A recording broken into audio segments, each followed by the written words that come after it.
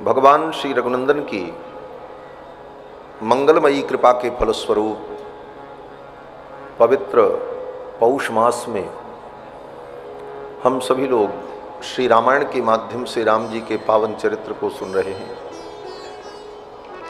भगवान की जब विशेष कृपा होती है जीव के ऊपर, तो जीव को सत्संग का सौभाग्य प्राप्त होता है। भगवान की कृपा का फल है सत्संग की प्राप्ति। जब भगवान विशेष कृपा करते हैं जीव के ऊपर, मानव के ऊपर, तो ऐसा संयोग बनाते हैं कि उसे सत्संग का अवसर मिले और सत्संग में आकर भगवान के स्वरूप को, भगवान के स्वभाव को, भगवान के प्रभाव को, भगवान की महिमा को वो जान सके और भगवान के स्वभाव, प्रभाव और महिमा को जानकर जीव भगवान की भक्ति में प्रवृत्त होता है। तो जब तक भगवान की कृपा न हो तब तक जीव को सत्संग की प्राप्ति नहीं होती। आज बठिंडा की इस धरती पर हम सभी लोग समेकित होकर रामायण के माध्यम से सत्संग कर रहे हैं। ये भगवान श्री सीतारामचंद्र जी की महती कृपा का फल है। गोस्वामी तुलसीदास जी महाराज कहते हैं कि भगवान जब द्रवीभूत होते हैं, करुणा करते हैं, तब जीव को सत्संग की प्राप्ति होती है। जब द्रवहि दीन दयालु राघव साधु संगति पाई,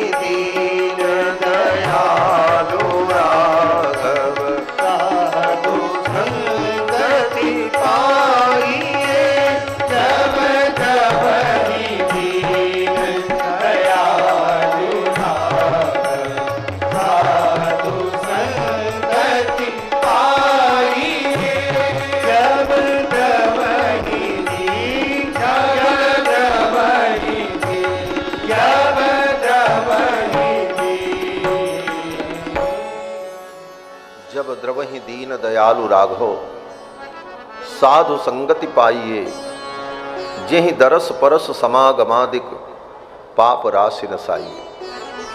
तो भगवान की जब कृपा होती है तो जीव को सत्संग का सौभाग्य प्राप्त होता है।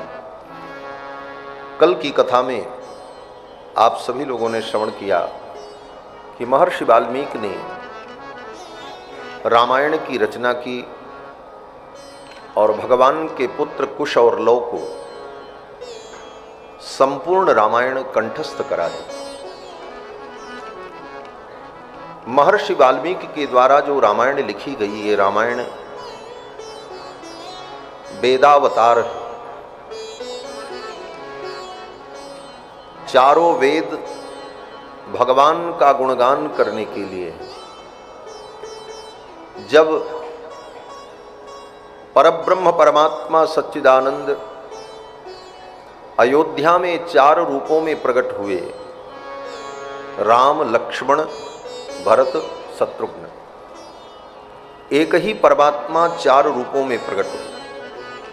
महर्षि वाल्मीकि लिखते हैं कि कृत्वात्मानं चतुर्विधम, अपने आप को 4 रूपों में भगवान ने प्रकट किया। यद्यपि भगवान एक है, भगवान 2 होते ही नहीं। एकमेवाद्वितीयम, वेद कहता है कि भगवान एक हैं और अद्वितीय, लेकिन वे भगवान 4 रूपों में प्रकट हुए। कृत्वात्मानं चतुर्विधम। तो एक भगवान परमात्मा जब 4 रूपों में अयोध्या में प्रकट हुए तो वेदों ने विचार किया कि हम तो पहले से ही 4 हैं, ऋग्वेद, यजुर्वेद, सामवेद, अथर्ववेद। चारों वेदों ने विचार किया कि जब एक भगवान परमात्मा 4 रूपों में प्रकट हो गए तो उनका गुणगान करने के लिए हम चारों वेद एक रूप धारण करके प्रकट हो जाए। तो भगवान ने प्रकट होने के लिए श्री दशरथ जी को चुना। पितरम रोचयामास तदा दशरथम नृपम। राजा दशरथ को पिता बनाने की भगवान ने रुचि की, विचार किया और अयोध्या का भगवान ने चयन किया कि दशरथ जी को पिता बना करके मैं अवतार ग्रहण करूं। तो चारों वेदों ने भी विचार किया कि मैं किसके माध्यम से अवतार ग्रहण करूं। तो चारों वेदों ने विचार किया कि प्रचेता के पुत्र जो महर्षि वाल्मीकि हैं उनके माध्यम से हम चारों वेद रामायण के रूप में अवतरित हों। तो चारों वेद ही महर्षि वाल्मीकि के द्वारा रामायण के रूप में अवतरित हुए। ये रामायण वेदावतार है। चारों वेदों ने संयुक्त रूप से रामायण के रूप में अवतार ग्रहण किया। रामायण की जब स्तुति की जाती है तो कहा जाता है कि वेद वेद्ये परे पुंसी जाते दशरथात्मजे वेद प्राचेदसादासीत् साक्षात् रामायणात्मना। वेद वेद्ये परे पुंसी, वेद वेद्य परमात्मा परम पुरुष जाते दशरथात्मजे, जब वो दशरथ नंदन बनकर के प्रकट हो गए तो वेद प्राचेदसादासीत्, चारों वेदों ने प्रचेता महर्षि के द्वारा रामायण के रूप में अवतार ले लिया। वेद प्राचेदसादासीत् साक्षात् रामायणात्मना। तो ये रामायण वेदावतार है। महर्षि वाल्मीकि की जो रामायण है, इस रामायण को सुनने का फल है चारों वेदों को सुनने का फल। चारों वेदों में जो तत्व ज्ञान है वह तत्व ज्ञान ही श्रीमद् वाल्मीकि रामायण में भरा है। ऐसा ये दिव्य अनुपम ग्रंथ आदि कवि की महान रचना श्री रामायण के माध्यम से हम सभी लोग राम जी की मंगलमयी चर्चा श्रवण कर रहे हैं। कल की कथा में आप सभी लोगों ने श्रवण किया कि कुश और लव ने इस कथा को राम जी के दरबार में गाया। राम जी ने स्वयं बुलाया। श्री वाल्मीकि महर्षि कुश और लव को लेकर नैमिषारण्य पहुंचे, जहां पर राम जी का अश्वमेध यज्ञ चल रहा था। अश्वमेध यज्ञ 1 वर्ष में होता है, 2-4 दिन में नहीं होता। तो 1 वर्ष के लिए संपूर्ण राज परिवार नैमिषारण्य में था और वहीं पर यज्ञ यागादि कर्म के बाद भगवान श्री राम अपने दरबार में बैठते थे और प्रजा के दुख सुख को सुनते थे और धर्म की शास्त्र की चर्चा होती थी। एक दिन राम जी रथ पर बैठ करके आ रहे थे और कुश और लव दोनों भाई वीणा बजाकर गलियों में घूम घूम करके राम कथा गा रहे थे और राम कथा को सुनने के लिए उनके पीछे हजारों की भीड़ चल रही थी। ऐसे कथा व्यास लवकुश हैं कि वो कथा कहते हुए गलियों में घूम रहे थे तो हजारों लोग उनकी वाणी सुनने के लिए, इस कथा को सुनने के लिए उनके पीछे पीछे चल रहे थे और उधर से राम जी रथ पर बैठ करके आ रहे थे। रथ्यासुराजमार्गेषु ददर्श भरताग्रजः। भरताग्रज रघुनंदन राम ने जब इस दृश्य को देखा तो पूछा, क्या बात है, ये कैसी भीड़ है? सेवकों ने, मंत्रियों ने कहा, महाराज ये दो मुनि कुमार बड़ी सुंदर गाथा सुना रहे हैं और इस गाथा को सुनने के लिए लोग इनके पीछे पीछे चल रहे हैं। भगवान श्री राम ने कहा, इनको हमारे दरबार में बुलाओ और ये एक जगह विराजमान होकर के ये गाथा गाएं और सारी प्रजा सुनेगी और मैं भी सुनूंगा।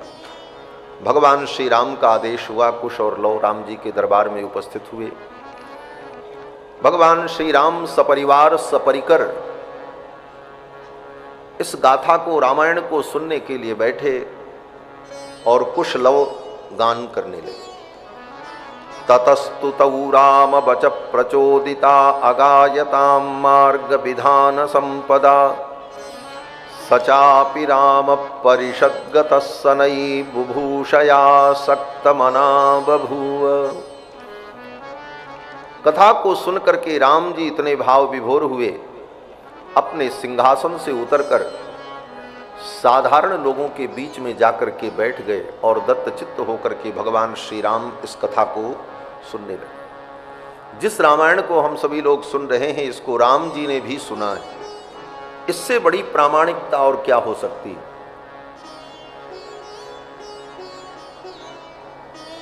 स्वयं राम जी ने बैठकर इस कथा को बड़े ही ध्यान से श्रवण किया। कुश और लव राम जी के दरबार में इस कथा को गा रहे हैं। सर्वप्रथम कुश और लव ने अयोध्यापुरी का वर्णन किया, क्योंकि अयोध्यापुरी से ही इस कथा का शुभारंभ होता है। अयोध्या बड़ी अद्भुत नगरी है। जब 7 मोक्षदायिनी पुरियों का नाम लिया जाता है तो सबसे पहले अयोध्या का नाम आता है। अयोध्या, मथुरा, माया, काशी, कांची, ह्यवंतिका, पुरी, द्वारावती चैव सप्तहिता मोक्षदायिकाः। मोक्ष देने वाली 7 पुरियों में सर्वप्रथम अयोध्या का नाम आता है।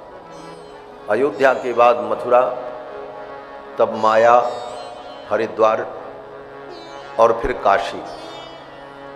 7 मोक्षदायिनी पुरियों में प्रथम परिगणिता अयोध्यापुरी और विश्व की प्रथम नगरी अयोध्या नगरी। अयोध्या से ही ये सृष्टि प्रारंभ हुई। हम सभी लोग मनुष्य हैं और मनुष्य कहते किसको? बोले जो मनु की संतान है उसको मनुष्य कहते हैं। जो मनु की संतान है उसको मानव कहते हैं। ये मानव मात्र मनु की संतान है और वे मनु जी महाराज अयोध्या के राजा थे। वहीं से मानव की सृष्टि का शुभारंभ हुआ और महाराज मनु ने ही अयोध्यापुरी को बसाया। विश्व की प्रथम नगरी अयोध्या नगरी और मनुष्यों के प्रथम पुरुष मनु जी महाराज की नगरी अयोध्या नगरी। श्री मनु जी महाराज ने अयोध्यापुरी को भगवान वैकुंठनाथ से मांगकर लाकर धरती पर स्थापित किया। मनुना मानवेंद्रेण या पुरी निर्मिता स्वयं। मनुना मानवेंद्रेण, मानवेंद्र मनु के द्वारा अयोध्यापुरी लाई गई। अयोध्यापुरी धरती की पुरी है ही नहीं। वैकुंठनाथ भगवान से मांगकर मनु जी महाराज उस अयोध्यापुरी को लाए। याचित्वा निज सृष्टि पालन परम वैकुंठनाथम प्रभुम। जब मनु जी महाराज को ब्रह्मा जी ने आदेश दिया कि सृष्टि का विस्तार करो धरती पर, तो मनु जी महाराज ने कहा कि वैकुंठ छोड़ करके मुझे जाने की इच्छा नहीं होती।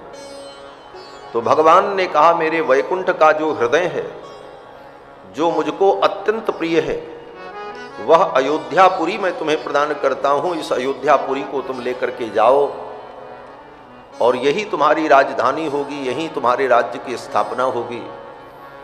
और महाराज मनु अयोध्यापुरी को वैकुंठनाथ भगवान से मांग करके ले आए। याचित्वा निज सृष्टि पालन परम वैकुंठनाथम प्रभुम। और जब अयोध्यापुरी को लेकर के आए तो धरती के केंद्र में उस अयोध्यापुरी की स्थापना करना चाहते थे, लेकिन वैकुंठ के हृदयभूत उस अयोध्यापुरी को धारण करने का सामर्थ्य धरती में नहीं था। यद्यपि धरती का अर्थ होता है धरती इति धरती, जो धारण कर ले उसका नाम है धरती, लेकिन वैकुंठ के हृदयभूत अयोध्या को धारण करने का सामर्थ्य धरती में नहीं था।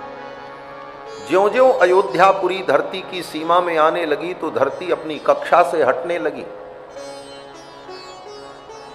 उस समय भगवान वैकुंठनाथ ने अपने सुदर्शन चक्र को भेजा और भगवान का सुदर्शन चक्र आकर के विराजमान हुआ। तब उस सुदर्शन चक्र के ऊपर भगवान की यह अयोध्यापुरी विराजमान हुई। या चक्रो परिराजते भुवि सदा, भगवान के सुदर्शन चक्र पर विराजमान अयोध्यापुरी देने वाली पुरी बन गई। विश्व की प्रथम नगरी, 7 मोक्षदायिनी पुरियों में सर्वप्रथम भगवान के सुदर्शन चक्र पर विराजमान अष्टचक्रा नवद्वारा देवानाम पूह अयोध्या, 8 चक्र और 9 द्वारों से युक्त अयोध्यापुरी भगवान की अनादि नगरी है, वैकुंठ का हृदय। और उस पुरी में कोई नदी नहीं थी। महाराज मनु ने निवेदन किया कि बिना किसी नदी के, बिना किसी सरिता के स्नान और जल ग्रहण और अनेक विधान जो हैं वो कैसे पूर्ण होंगे। तो ब्रह्मा जी ने सरयू जी को भेजा। अयोध्या में सरयू नाम की नदी प्रवाहित होती है। सरयू जी का प्रादुर्भाव भगवान के नेत्रों से हुआ। ब्रह्मा जी की तपस्या को देखकर भगवान प्रकट हुए और भगवान के नेत्रों में प्रेमाश्रु आ गए। भगवान के नेत्रों में जब प्रेमाश्रु आए और आंसू के वो बूंद गिरने लगे तो ब्रह्मा जी ने अपने कमंडल में उस आंसू के बूंद को धारण कर लिया और ले जाकर के मान सरोवर में ब्रह्मा जी ने उस आंसू के जल को, भगवान नारायण के नेत्रों के जल को मान सरोवर में स्थापित किया। जिस मान सरोवर का दर्शन करने जाते हैं लोग, उसका नाम मान सरोवर क्यों है? ब्रह्मा जी ने अपने मन के द्वारा उस सरोवर का निर्माण किया, मनसा निर्मितम सरम। और उसी सरोवर में भगवान के नेत्रों का वो पवित्र जल स्थापित किया और फिर वहीं से जो धारा प्रवाहित हुई उस सरोवर से, उन्हीं का नाम सरयू है। सरोवर से निकली हैं इसलिए उनका नाम सरयू पड़ा। और ब्रह्मा जी ने कहा इन सरयू जी को ले आओ। तो श्री मनु जी महाराज ने गुरुदेव वशिष्ठ से कहा और वशिष्ठ जी महाराज ने सरयू जी की प्रार्थना की और वशिष्ठ जी की प्रार्थना पर सरयू जी अयोध्या आने को तैयार हुए। और फिर वशिष्ठ जी के द्वारा सरयू जी इस धरती पर आई। इस धरती पर सर्वप्रथम कोई नदी प्रकट हुई तो वो सरयू है, जो वशिष्ठ जी के द्वारा लाई गई और इनका नाम वासिष्ठी है। जैसे भगीरथ ने गंगा को ले आकर के लोकमंगल किया, भगीरथ के द्वारा लाए जाने के कारण गंगा का नाम भागीरथी पड़ा, उसी प्रकार वशिष्ठ जी के द्वारा सरयू जी लाई गई, इसलिए सरयू जी का नाम वासिष्ठी हुआ है। भगवान के नेत्र से उत्पन्न हुई इसलिए सरयू जी का एक नाम है नेत्रजा। सरयू जी की कितनी महिमा है,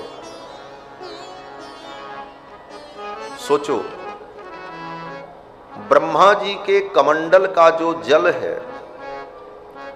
उस आवरण के जल से, प्रकृति के जल से ब्रह्मा जी ने वामन भगवान के एक चरण के अंगूठे के नख के अग्रभाग को धुला, तब गंगा जी प्रकट हुई। वामनावतार में जब वामन भगवान राजा बलि के द्वार पर पहुंचे, 3 पग पृथ्वी मांगने के लिए, याचना करने के लिए, उस समय वामन भगवान ने अपने चरण को बढ़ाया, इतना चरण बढ़ाया कि एक चरण भगवान का धरती पर, दूसरा ब्रह्मलोक पहुंच गया। ब्रह्मा जी ने भगवान के चरण को देखा, लेकिन पूरे चरण का दर्शन ब्रह्मा जी नहीं कर पाए। इतना विशाल चरण था भगवान वामन का। केवल चरण की उंगलियां दिखाई पड़ रही थीं, उसमें भी केवल अंगूठा, और उस अंगूठे का भी नख का भाग, और उस नख में भी नख का अग्रभाग ब्रह्मा जी को दिखा।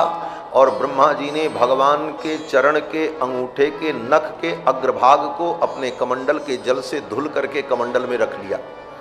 वो गंगा जी है। विष्णुपादाब्ज संभूता गंगा त्रैलोक्य पावनी।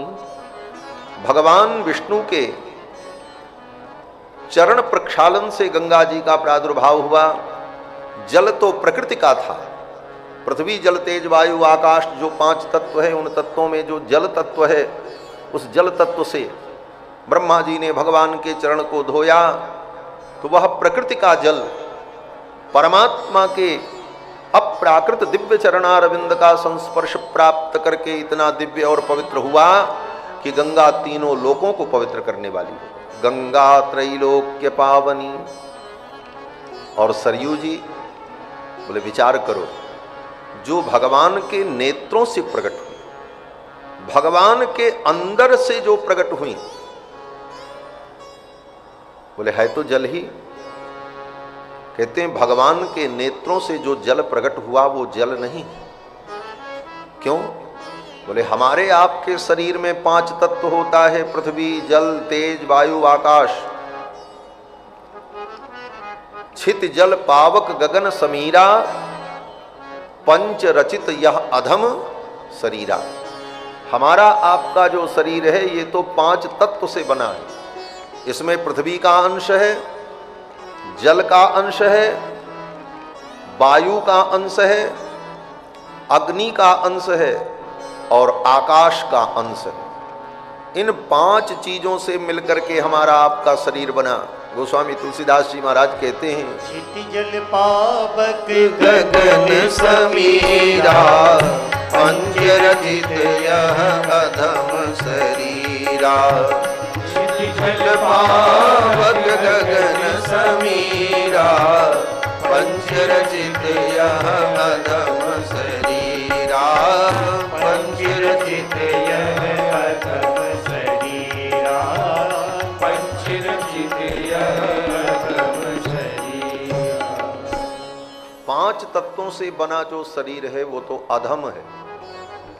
और भगवान का विग्रह, बोले भगवान का विग्रह 5 तत्व से नहीं बना है। भगवान का जो विग्रह है वो दिव्य है, एक रस है, अखंड आनंद स्वरूप है। ऐसा भगवान का श्री विग्रह। कहते हैं एक ही तत्व आनंद तत्व से भगवान का विग्रह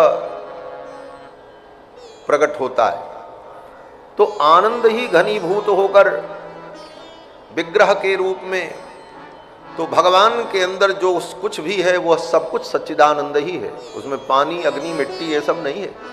भगवान के विग्रह किस प्रकार से हमारे पूज्य स्वामी जी महाराज उदाहरण देते थे। हमारी अयोध्या में दीपावली के अवसर पर, दीपोत्सव के अवसर पर चीनी की मिठाइयाँ बाजार में बिकती हैं, केवल चीनी की, उसमें और कुछ नहीं रहता, न खोवा न मेवा, खोआ मावा कुछ नहीं, केवल केवल चीनी। और बनती कैसे है? बोले चीनी को चाशनी बना करके अलग अलग सांचे में डाल देते हैं। पेड़, मंदिर, कलश, अलग अलग आकृतियों में उस चीनी की चाशनी को डाल करके जमा दिया। हाथी घोड़ा सब बना दिया। वो चीनी की मिठाई बाजार में बिकती है। तो चीनी का बना हुआ अगर हाथी हो तो देखने में हाथी तो है, सूंड भी है, पैर भी है, पूंछ भी है, लेकिन है क्या? बोले केवल चीनी है और कुछ नहीं है। चाहे उसकी पूंछ को चाटो वो भी मीठा ही लगेगा, उसकी सूंड भी मीठी लगेगी, उसके पांव भी मीठे। क्यों? बोले वो एक ही तत्व है। उसी प्रकार सच्चिदानंद तत्व से निर्मित सच्चिदानंद तत्व ही विग्रह के रूप में भगवान का जो प्रकट होता है। इसलिए भगवान के अंदर एक ही तत्व है, दूसरा कोई तत्व नहीं। तो भगवान की आंखों से जो आंसू निकला, वह आंसू क्या है? बोले वह आंसू भी भगवान ही, सच्चिदानंद तत्व ही जल के रूप में प्रकट हुआ। और उस जल को ब्रह्मा जी ने अपने कमंडल में रख दिया और मानसरोवर में स्थापित कर दिया। तो भगवान के नेत्रों से प्रकट होने वाली ये सरयू जी, या स्वयं पद्मनाभस्य नेत्र पद्माद् विनिश्रिता, भगवान के नेत्र पद्म से प्रकट होने वाली सरयू अयोध्या में आई। और आज भी सरयू जी कल कल प्रवाहित होती हैं। और सरयू की कितनी महिमा है। गोस्वामी तुलसीदास जी कहते हैं कि करोड़ों कल्प तक काशी में निवास करो, कोटि कल्प काशी बसे, और मथुरा कल्प 1000, 1000 कल्प तक मथुरा में वास करो, और एक निमिष सरयू बसे तुले न तुलसीदास। एक पलक झपकते, एक निमेष मात्र अगर सरयू के तट पर वास कर लो तो उसका वर्णन नहीं किया जा सकता। कोटि कल्प काशी बसे, मथुरा कल्प 1000, कोटि कल्प काशी बसे, मथुरा कल्प 1000, एक निमिष सरयू बसे तुले न तुलसीदास।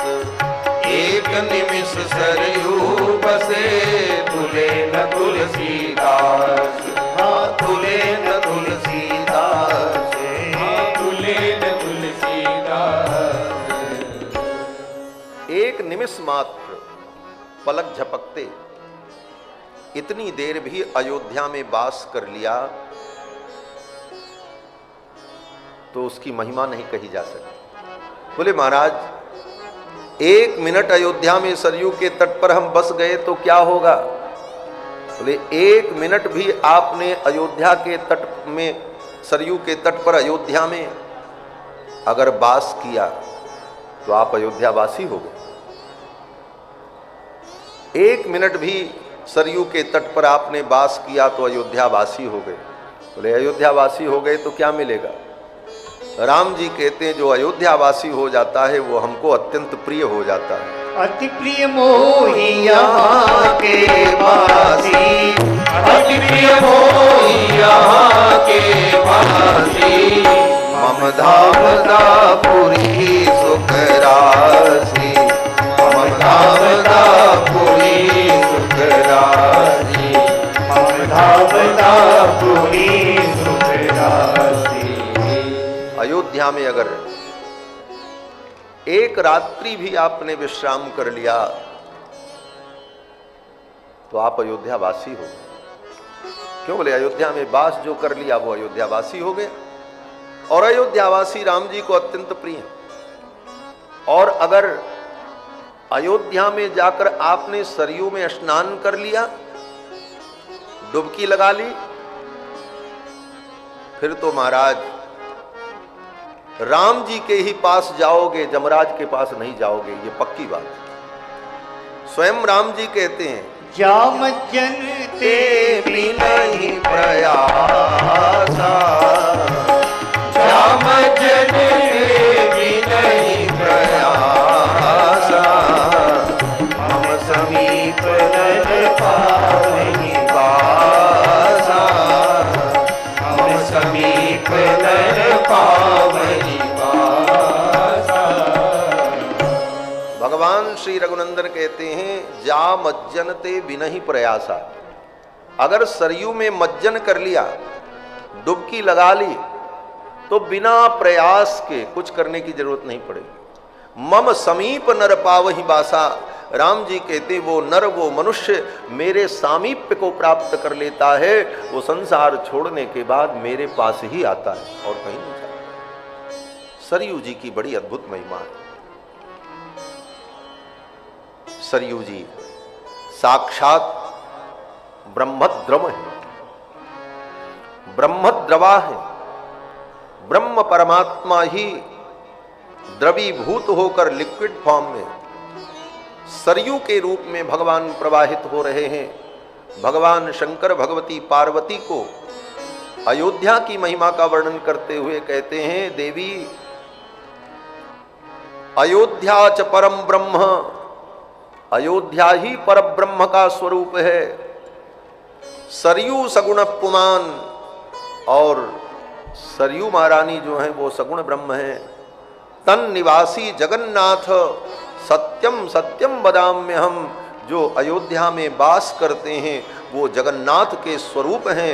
हे देवी मैं सत्य सत्य कहता हूं। भगवान शंकर कहते हैं जो अयोध्या में वास कर ले वो जगन्नाथ का स्वरूप हो जाता है। अयोध्यावासिन सर्वे जगन्नाथस्य मूर्तयः।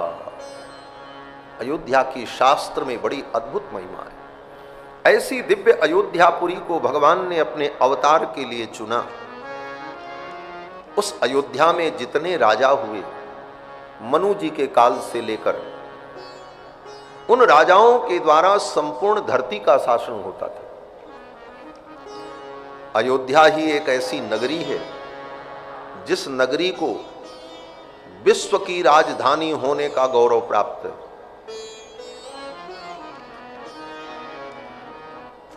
दिल्ली एक देश की राजधानी है, हर प्रदेश की अलग अलग राजधानी, लेकिन संपूर्ण पृथ्वी की राजधानी होने का गौरव अगर किसी को प्राप्त है तो वो अयोध्यापुरी है। अयोध्या के जो राजा होते वो चक्रवर्ती सम्राट, संपूर्ण धरती पर उनका शासन होता था। महर्षि वाल्मीकि कहते हैं कि सर्वा पूर्वमियम एसाम आसीत कृत्स्ना वसुंधरा, प्रजापति मुपादाय नृपाणाम जयशालिनाम। अयोध्या के जो राजा हुए वो संपूर्ण पृथ्वी पर शासन करते थे। जितने राजा हुए सभी चक्रवर्ती सम्राट थे। भले अलग अलग लोगों के राज्य हों, लेकिन संपूर्ण धरती का शासन अयोध्या से होता था। बड़ी सुंदर कथा है रामायण में कि जब राम जी ने बाली को मारा तो बाली ने भगवान पर बड़े दोष लगाए। बाली ने कहा महाराज आपने हमको मारा, हमारी क्या गलती? भगवान ने कहा तुमने अधर्म किया, भाई की पत्नी को अपनी पत्नी तुमने बना लिया। अनुज बधू भगिनी सुत नारी, सुन सठ सम कन्या ये चारी, इनहि कुदृष्ट बिलो कहीं जोई, ताहि बधे कछु पाप न हो। राम जी ने कहा जो छोटे भाई की पत्नी को अथवा अपने बड़े भाई की पत्नी को, किसी को भी, और बहन को, पुत्र की पत्नी को, पुत्रवधू को,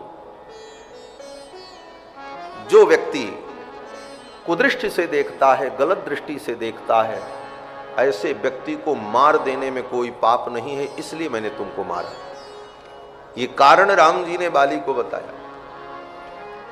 बाली ने कहा महाराज आपने जो कुछ किया आपने अच्छा नहीं किया। अपनी स्त्री को प्राप्त करने के लिए आपने एक स्त्री को विधवा बना दिया। आपने हम दोनों भाइयों में से एक भाई को राज्य देने के आपने एक भाई को मार डाला। उचित तो यह था कि आप हम दोनों को बैठाकर समझौता करवा देते। बाली ने बड़े आरोप लगाए। बाली के उस भावपूर्ण आरोप को सुन करके भगवान का हृदय भर आया। बड़ा सुंदर पद है। बाली कहता है कि आपने अच्छा नहीं किया। ये भोजपुरी भाषा में, पूरब की भाषा में है, लेकिन बड़ा सुंदर पद है। 2 लाइन गा करके फिर आगे चलते हैं। लीक नाही कैला प्रभु जी बैरी के बढ़ाई के, मारेला बहेलु खाए के, मारेला बहेलिया मन के, आड़ में लुकाई के। लीक नाही कैला प्रभु जी हो, लीक नाही कैला प्रभु जी बैरी के बढ़ाई के, मारेला बहेलिया मन आड़ में लुकाई के, मारेला बहेलिया मन के, आड़ में लुकाई के। जलती कि हवा वीर सामने से मरता भी, या वो भी छिप करके, लुका करके। एक भाई के लिए आपने एक भाई को मार डाला। हमनी के भाई भाई मिलल ओ मिलल जाई, हमनी के भाई भाई लड़ल और मिलल जाई, हमनी के भाई भाई लड़ल और मिलल जाई, हमनी के भाई भाई लड़ल और मिलल जाई। एक भाई के राज देहला, एक भाई के राज देहला, एक भाई को भाई के, मारेला बहेलिया बन के, आड़ में लुकाई के, मारेला बहेलिया बन के, आड़ में लुकाई के। लीक नाही कैला प्रभु जी, लीक नाही कैला प्रभु जी मेरी के बढ़ाई के, मारेला बहेलिया बन के, आड़ में लुकाई के, मारेला बहेलिया बन के आड़ में लुकाई के। बाली ने कहा आपने ये अच्छा नहीं किया। आपने अगर मुझे मारा, चलो मैं मानता हूं मैंने अपराध किया, लेकिन मुझ अपराधी को दंड देने का अधिकार आपको किसने दिया? बाली ने यह प्रश्न खड़ा कर दिया। आपकी राज्य सीमा में मैं अपराध करता तो आपको अधिकार होता दंड देने का। मैं अपने राज्य में, अपने किष्किंधा में, मैं यहां का राजा हूं, मैं कुछ भी करूं, आपको दंड देने का अधिकार किसने दिया? तो राम जी ने जो इसका उत्तर दिया है वही बताने के लिए मैंने इतनी बात कही। राम जी ने कहा बाली तुम इस भ्रम में मत रहो कि यह किष्किंधा राज्य तुम्हारा स्वतंत्र राज्य है। इस संपूर्ण धरती पर रघुवंशियों का राज्य है और इस समय रघुवंश के राजा भरत हैं जो अयोध्या के सिंहासन पर रहकर प्रजा का पालन कर रहे हैं और मैं उनका अनुचर हूं और उनकी आज्ञा से मैं धरती पर भारत में भ्रमण कर रहा हूं। जहां कहीं अधर्म होगा और नीति के विरुद्ध कार्य होगा उसे दंड देने का अधिकार मुझे प्राप्त है। इस अधिकार से मैंने तुमको दंड दिया। ये राम जी ने कहा। राम जी ने कहा कि ये संपूर्ण धरती अयोध्या के राजाओं के द्वारा शासित होती रही है।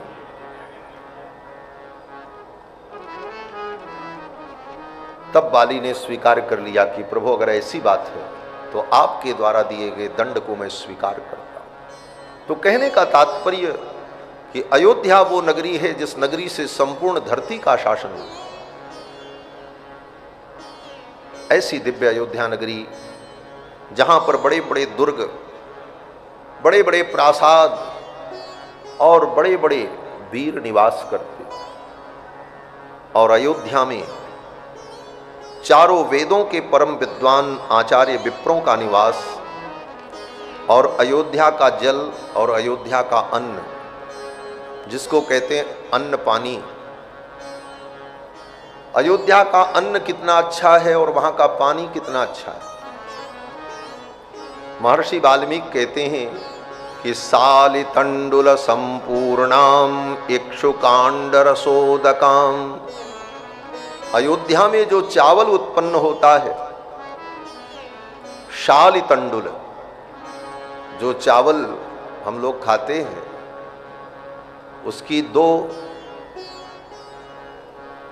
उसके दो प्रकार माने जाते हैं शास्त्र में। एक होता है शाली और दूसरा होता है ब्रीही। जो 4 साढ़े 4 महीने में पक करके फसल तैयार हो, उस धान को शाली कहते हैं, और जो 3 महीने में ही धान तैयार हो जाए उसको ब्रीही कहते हैं। कम समय में तैयार होने वाला जो धान है, उससे उत्पन्न जो चावल होता है वह उत्तम नहीं माना जाता। सर्वोत्तम चावल वह होता है जो अधिक समय में पक करके तैयार होता है, उसे शालितंडुल कहते हैं। और अयोध्या के आसपास शालितंडुल की प्रचुर मात्रा में उत्पत्ति होती। महर्षि वाल्मीकि कहते हैं ऐसे शालितंडुल से परिपूर्ण और इक्षुकांड रसोदकाम, अयोध्या का जल कितना मीठा है। महाराज, अयोध्या का जल बिना चीनी डाले ही मीठा है। श्री वृंदावन धाम मथुरा में जाओ महाराज तो मीठा पानी मिलना मुश्किल है, और जगहों पर जाओ तो पानी के स्वाद कैसे कैसे मिलेंगे, लेकिन अयोध्या का जल आज भी इतना मीठा है। और सरयू जल की तो बात ही क्या है। संत जन कहते हैं कि सरयू जी का जल कितना मीठा है। सीताराम जी की प्यारी रजधानी लागे, रजधानी लागे, मोहे मीठो मीठो सरयू जी को पानी लागे। सीताराम जी की प्यारी रजधानी लागे, रजधानी लागे, मोहे मीठो मीठो सरयू जी को पानी लागे। सीताराम जी की प्यारी रजधानी लागे, रजधानी लागे, मोहे मीठो मीठो सरयू जी को पानी लागे। सीताराम जी की प्यारी रजधानी लागे, रजधानी लागे, मोहे मीठो मीठो सरयू जी को पानी लागे। धन्य कौशल्या धन्य के कई, धन्य सुमित्रा मैया, धन्य सुमित्रा मैया, धन्य कौशल्या धन्य के कई, धन्य सुमित्रा मैया, धन्य सुमित्रा मैया। धन्य भूप दशरथ जी के आंगन खेले चारों भैया, धन्य भूप दशरथ जी के आंगन खेले चारों भैया।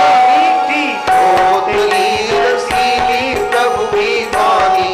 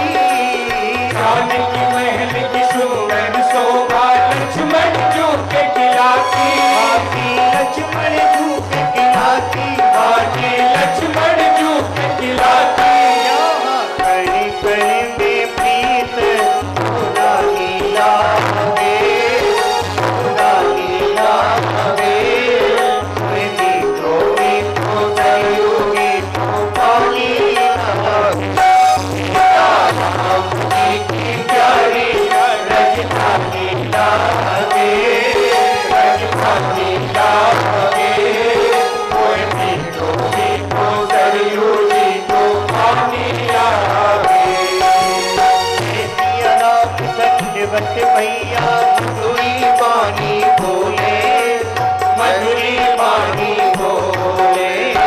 सिया राम दंडवत भैया मधुरी वाणी बोले, मधुरी वाणी बोले। हरे कीर्तन संत मगन मन गली गली में डोले, हरे कीर्तन संत मगन मन गली गली में डोले। हाजी गली गली में डोले, हाजी गली गली में डोले। सीता राम नाम की प्यारी मस्तानी लागे, मस्तानी लागे। मोहिनी तो सरयू को पानी लागे। सीता राम जी की प्यारी राजधानी लागे, राजधानी लागे।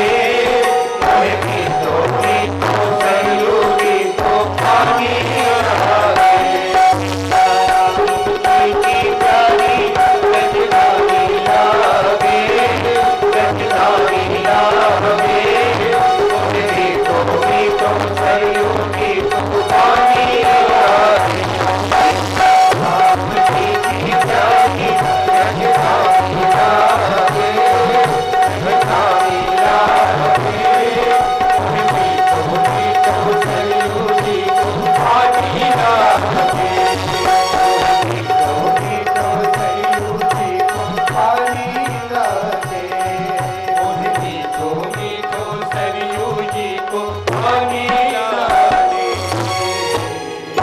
बोलो श्री सीतारामचंद्र भगवान की जय। श्री अवध धाम की जय। सरयू महारानी की जय। जय जय सीताराम।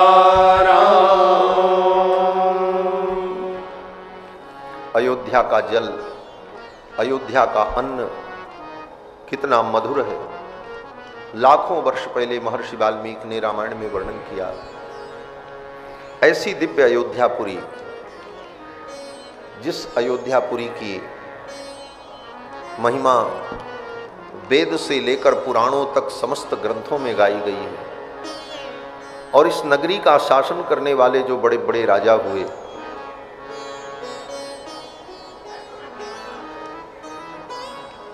एक से एक राजा इस नगरी का पालन करने वाले हुए। उन राजाओं का चरित्र बड़ा विस्तृत है, लेकिन एक राजा का चरित्र महर्षि वाल्मीकि कहते हैं कि एसाम ससगरो नाम सागरो ये न खानितः। अयोध्या के एक राजा थे जिनका नाम सगर था, और सगर ने क्या दिया संसार को? कहते हैं सगर ने ही सागर बनाया।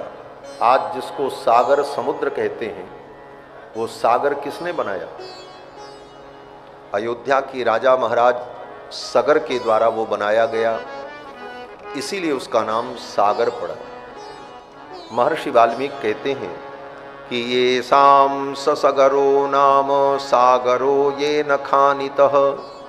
दुनिया के बड़े बड़े राजा छोटे मोटे कुआं, बावड़ी, तालाब और पुष्करणी बनवाते हैं पानी के लिए, और अयोध्या के राजा महाराज सगर ने इतना बड़ा जलाशय बनाया कि संपूर्ण धरती में वो विस्तार को प्राप्त हो। ये साम ससगरो नाम सागरो ये न खानितः। इक्ष्वाकूणाम इदम तेषाम राज्ञाम वंशे महात्मनाम। और इसी कुल में, भैया ये आवाज जो झमझम कर रही इसको बंद कर दो कि साफ आवाज है बहुत। इक्ष्वाकूणाम, रघुकुल के एक राजा इक्ष्वाकु हुए, जिनकी महिमा अगर कहें तो शायद आपने न सुना हो, तो आज जान लो। जिस गीता का ज्ञान भगवान श्री कृष्ण ने अर्जुन को दिया, सारी दुनिया में प्रसिद्ध है। भगवान ने अर्जुन को गीता का ज्ञान दिया। आज वो गीता घर घर में गाई जाती है। भगवान श्री कृष्ण से अर्जुन ने पूछा गीता में कि जो ज्ञान आज हमको आप दे रहे हैं, ये ज्ञान, गीता का ज्ञान, क्या ये पहले धरती पर नहीं था? तो भगवान श्री कृष्ण ने कहा, अर्जुन, इस ज्ञान को सर्वप्रथम मैंने विवस्वान सूर्य को दिया था। ये गीता का ज्ञान भी सबसे पहले सूर्य वंश में ही आया। अर्जुन को तो द्वापर युग में मिला। गीता में स्वयं भगवान कृष्ण कहते हैं, इस ज्ञान को सर्वप्रथम मैंने विवस्वान सूर्य को दिया था। सूर्य ने अपने पुत्र वैवस्वत मनु को दिया और वैवस्वत मनु के पुत्र इक्ष्वाकु जो थे, उनको उनके पिता वैवस्वत मनु ने दिया और इक्ष्वाकु के द्वारा ये ज्ञान धरती पर सर्वप्रथम आया। रघुवंश के राजा इक्ष्वाकु सर्वप्रथम गीता के ज्ञान को धरती पर लेकर के आए, लेकिन कालांतर में वह ज्ञान जब विलुप्त हो गया, नष्टप्राय हो गया, तब द्वापर युग में भगवान ने पुनः अर्जुन को गीता का उपदेश किया है। स्वयं भगवान कृष्ण कहते हैं कि इमं विवस्वते योगम प्रोक्तवान महमव्ययम। यह ज्ञान सर्वप्रथम मैंने विवस्वान सूर्य को दिया था। विवस्वान मनवे प्राह मनुरिक्ष्वाकवे ब्रवीत। और इस ज्ञान को विवस्वान ने मनु को दिया और मनु ने इक्ष्वाकु को दिया। फिर यह ज्ञान परंपरा से चलता रहा और ये ज्ञान, गीता का वो ज्ञान, कर्मयोग राम जी तक चला। राम जी से बड़ा कर्मयोगी इस धरती पर कोई आज तक पैदा नहीं हुआ। राम जी ही कर्मयोगी नहीं, उनके पिता, उनके प्रपितामह, उस वंश में उत्पन्न होने वाले जितने राजा थे सब कर्मयोगी। वो कर्मयोगी उस गीता ज्ञान के कारण ही बने। गीता का ज्ञान व्यक्ति को कर्मयोगी बनाती है। आज लोग कहते हैं गीता पढ़ने वाले सन्यासी हो जाते हैं। मैं कहता हूं, जो सच्चे ढंग से गीता को पढ़ेगा वो सन्यासी नहीं बनेगा, वो कर्मयोगी बनेगा। वो कर्म में विश्वास करेगा, सब कुछ छोड़ करके भागने वाला नहीं होगा। गीता पढ़ करके लोग सन्यासी बन जाते हैं कहते हैं, लेकिन गीता जिसको पढ़ाई गई, भगवान ने अर्जुन को सुनाया, वो अर्जुन जो भाग रहा था, अर्जुन ने कहा हम युद्ध नहीं करेंगे। न योत्स्य इति गोविंद उक्त्वा तूष्णीम बभूवः। अर्जुन ने कहा न योत्स्य इति गोविंद, हे गोविंद मैं युद्ध नहीं करूंगा। भगवान ने कहा क्यों? अर्जुन ने कहा कि गांडीवम संसृते हस्तात् त्वक्षैव परिदह्यते न च शक्नोम्यवस्थातुं भ्रमति विमिमे मनः। हे भगवान, मेरा गांडीव मेरे कंधे से सरक रहा है, मेरा हाथ कांप रहा है। त्वक्षैव परिदह्यते, हमारे शरीर में ज्वाला हो रही है। न च शक्नोम्यवस्थातुं, मैं अपने आप को यहां खड़ा भी नहीं कर पा रहा हूं, ये स्थिति है मेरी। भ्रमति विच मे मनः, मेरा मन भ्रमित हो रहा है। राज्य के लिए इन अपने परिजनों को मैं मारूं। भीष्मंच द्रोणंच जयद्रथंच, भीष्म द्रोण जयद्रथ इन वीरों को मार दूं। जिन महापुरुषों ने मुझे अपनी गोद में खिलाया, मेरा लाड किया, दुलार किया, प्यार किया, जिनके ज्ञान विज्ञान से मैं विश्व का श्रेष्ठ धनुर्धर बना, आज उन्हीं गुरुजनों को मैं इस युद्ध में मारूं। मुझसे लड़ने के लिए खड़े हैं। हे गोविंद, मैं युद्ध नहीं करूंगा। भगवान ने कहा युद्ध नहीं करोगे तो क्या खाओगे? तुम क्षत्रिय हो और क्षत्रिय की जीविका क्या है? बोले प्रजा का पालन, राज्य। एक सैनिक से लेकर एक राजा तक प्रशासन का संपूर्ण अधिकार क्षत्रियों को प्राप्त है वेदों के अनुसार। आज जिस आरक्षण की बात लोग करते हैं, आरक्षण तो हमारे वेदों ने सबसे पहले दिया। सबके लिए व्यवसाय आरक्षित कर दिया। जो ब्राह्मण है प्राइमरी विद्यालय से लेकर विश्वविद्यालय तक शिक्षण का कार्य वो करे। एक साधारण सिपाही से लेकर चक्रवर्ती सम्राट तक वो क्षत्रियों का आरक्षण है। एक मिट्टी के व्यापार से लेकर सोने और हीरे तक के व्यापार का संपूर्ण अधिकार वैश्य वर्ग को है, उनका आरक्षण है। और एक सुई के निर्माण से लेकर जहाज के निर्माण पर्यंत जितनी कला है वह सब कुछ निर्मित करके उससे आय प्राप्त करने का अधिकार चतुर्थ वर्ण को, चारों वर्णों का आरक्षण वेदों ने पहले से कर दिया। उस आरक्षण को बिगाड़ने के कारण नए आरक्षण की आवश्यकता समाज को पड़ी। अगर वो आरक्षण जो वैदिक आरक्षण था वह यथावत होता तो समाज में अव्यवस्था कभी न पैदा होती। लाखों वर्षों से ये परंपराएं चलती चली आई थी। भगवान ने अर्जुन से कहा, अर्जुन तुम क्या करोगे? तुम क्षत्रिय हो, तुम पंडिताई नहीं कर सकते, तुम साधु बनकर के किसी मठ की महंती नहीं कर सकते, तुम साधु बनकर के भिक्षा नहीं मांग सकते, क्योंकि ये क्षत्रिय का धर्म नहीं है। कैसे जियोगे? और दुर्योधन 5 गांव भी तुम्हें देने को तैयार नहीं है।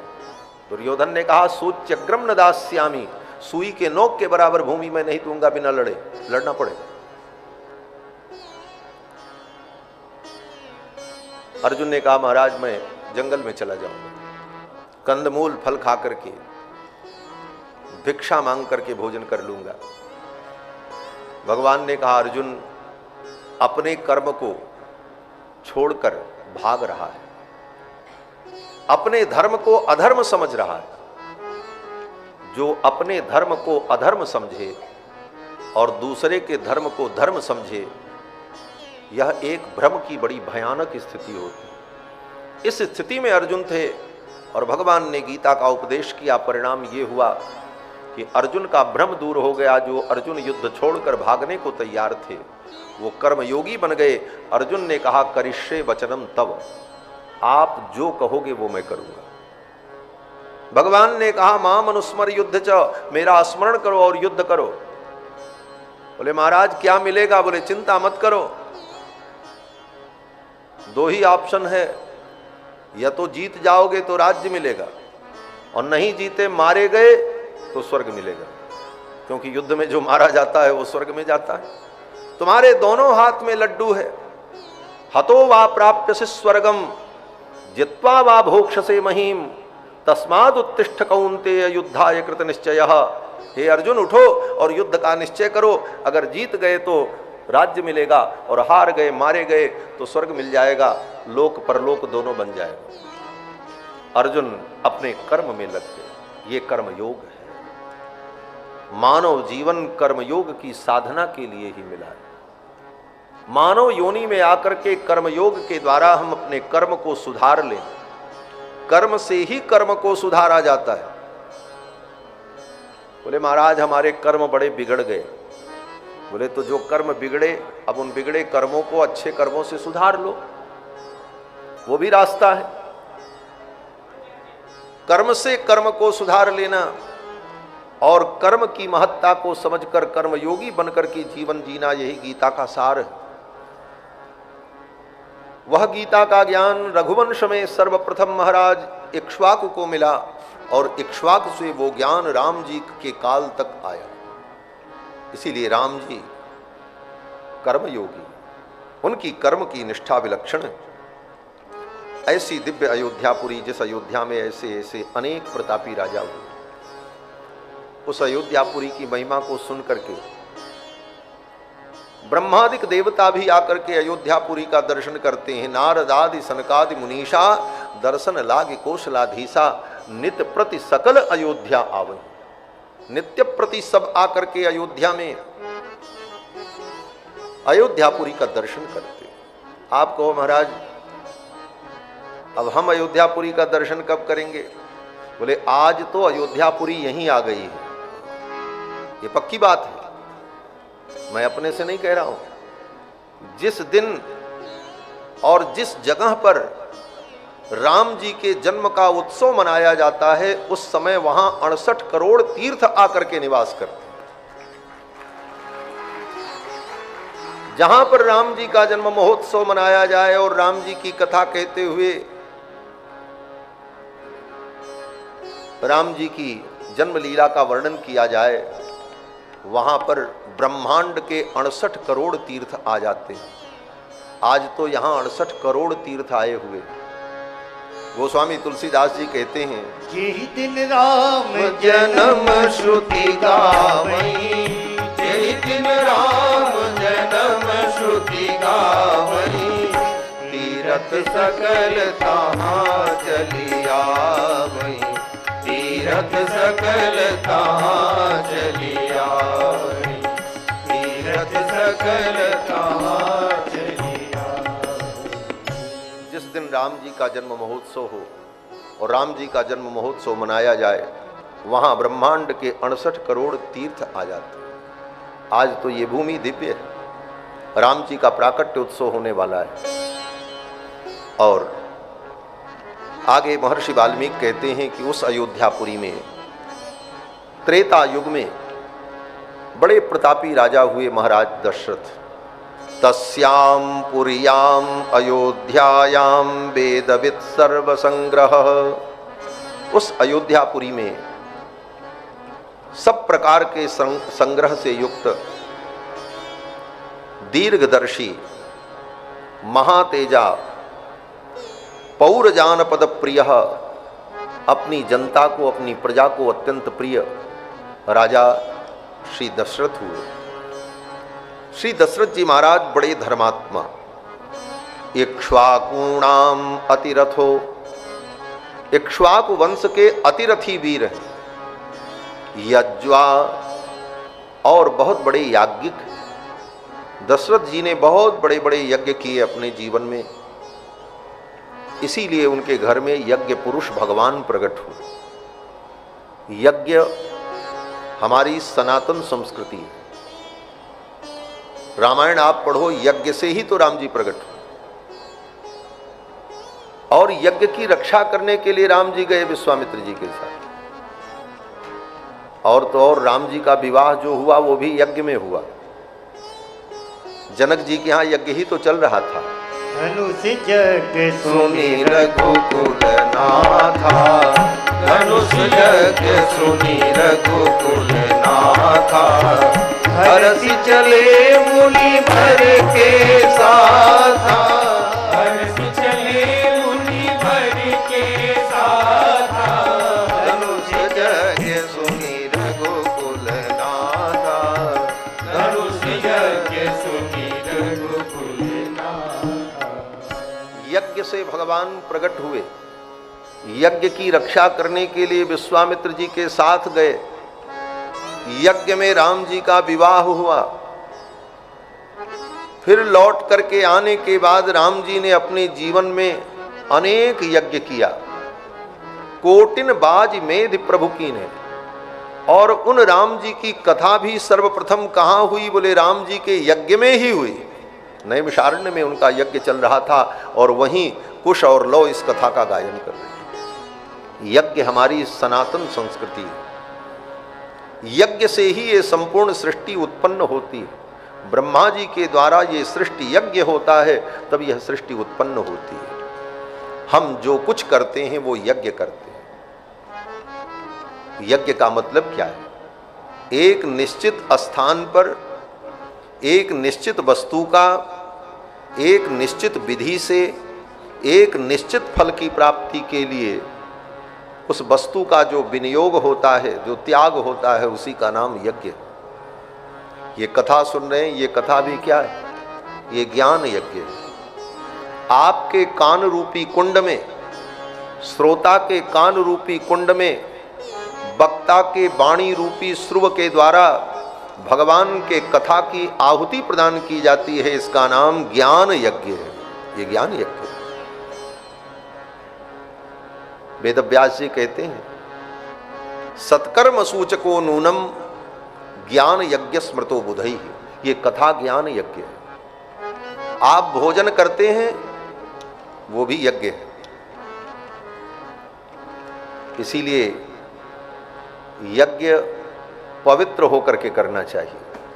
इसीलिए हमारी परंपरा रही है, नहा धो करके तब भोजन करना चाहिए। बिना नहाए बैठ गए खाने, बिना नहाए कहीं यज्ञ होता है?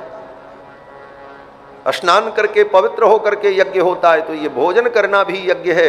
इसलिए जब हम पवित्र हो जाएं तब हम भोजन रूपी यज्ञ करें। और यज्ञ में अपवित्र वस्तु नहीं डाली जाती।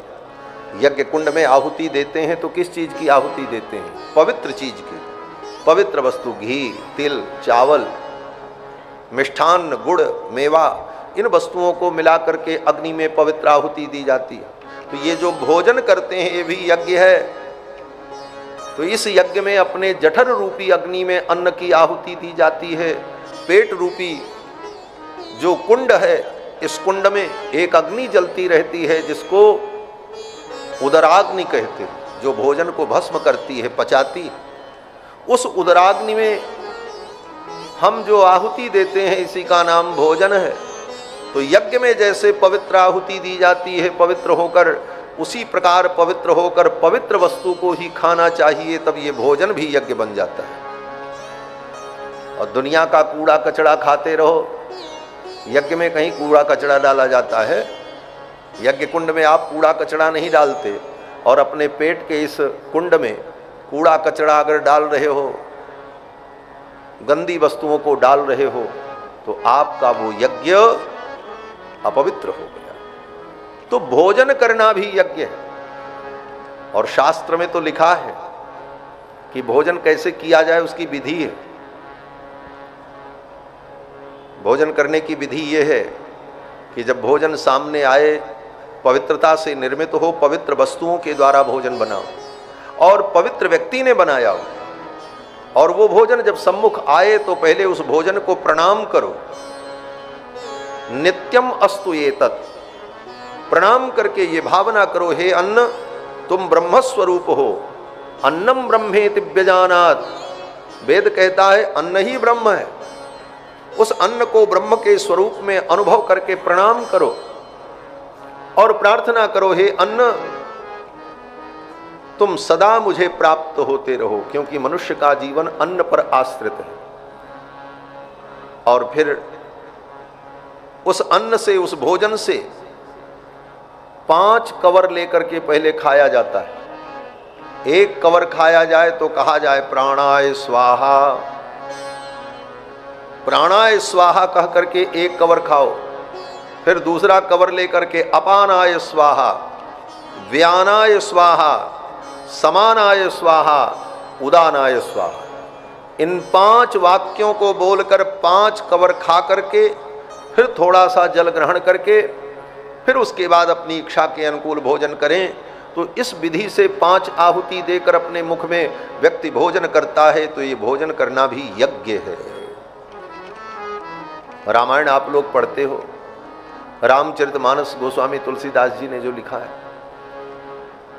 केवल पाठ कर लेना नहीं, उसके अर्थ का भी अनुसंधान करना चाहिए। जब राम जी के विवाह का प्रसंग आता है तो राम जी अपने ससुराल में भी भोजन करने बैठे तो कितने नियम से भोजन कर रहे हैं। ये नहीं कि ससुराल गए हैं, आज ब्याह का मौका है तो चलो मनमाना कर लें। नहीं, मनमाना तो कहीं नहीं चलेगा, सब जगह मर्यादा रहेगी। राम जी ने ससुराल में भी भोजन किया तो उसी मर्यादा से जमीन में पाटा रखा गया और सामने वस्तुएं परोसी गईं, और राम जी ने 5 कवर पहले खाया और 5 कवर खा करके आचमन किया, और फिर विधि का पालन करते हुए राम जी ने अपने ससुराल में जीवन किया है, महाराज भोजन किया। पंच कवल करि जेवन लागे, गारि गान सुनी अति अनुरागे, गारि गान सुनी अति अनुरागे।